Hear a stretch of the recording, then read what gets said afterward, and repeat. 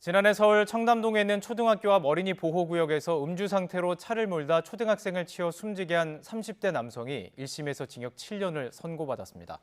재판부는 가해자가 도주할 의사를 가졌던 건 아니라고 볼 여지가 있다면서 뺑소니 혐의는 무죄로 판단했는데 유가족은 즉각 항소를 요구했습니다. 김철희 기자가 보도합니다.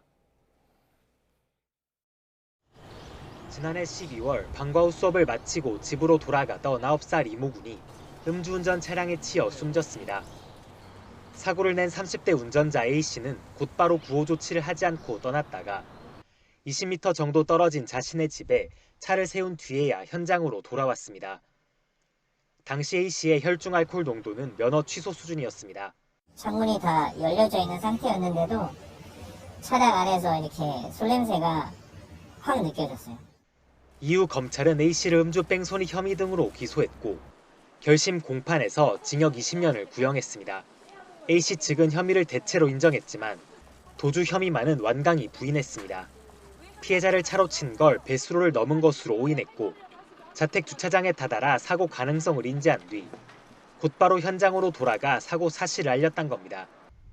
1심 재판부는 현장 검증 결과 등으로 미루어 볼 때 A씨가 차로 사람을 쳤다는 사실을 어렴풋이나 말았을 거라면서도 도망친 건 아니다는 주장은 일부 받아들였습니다. A씨가 사고를 낸 뒤 더 멀리 달아나지 않고 20m 정도 떨어진 자신의 집으로 향한 점, 주차하고 다시 밖으로 나오는데 10초도 채 걸리지 않은 점 등을 고려하면 도주 의사가 없었다고 볼 수도 있다는 겁니다. 도주치사를 뺀 나머지 혐의를 모두 유죄로 판단한 재판부는 A씨에게 징역 7년을 선고했습니다. 그러면서 A씨가 전방주시 의무만 다했더라도 사고를 피할 수 있었다고 질타한 뒤 9살에 불과한 어린 학생이 꿈을 펼치기도 전에 세상을 떠나 가족들이 차마 헤아리기 어려운 절망감을 느끼고 있다고 꼬집기도 했습니다. 재판이 끝난 뒤 유족은 아쉬움을 숨기지 못했습니다. 또 다른 희생을 막기 위해선 더 강한 처벌이 필요하단 겁니다.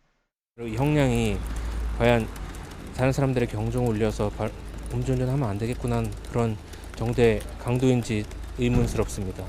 그렇기 때문에 실망했다라고밖에 말씀드릴 수 없겠네요. 유가족들이 항소해야 한다는 의사도 함께 밝힌 가운데 검찰 역시 재판 결과를 분석한 뒤 적극적으로 항소를 검토한다는 계획입니다. YTN 김철희입니다.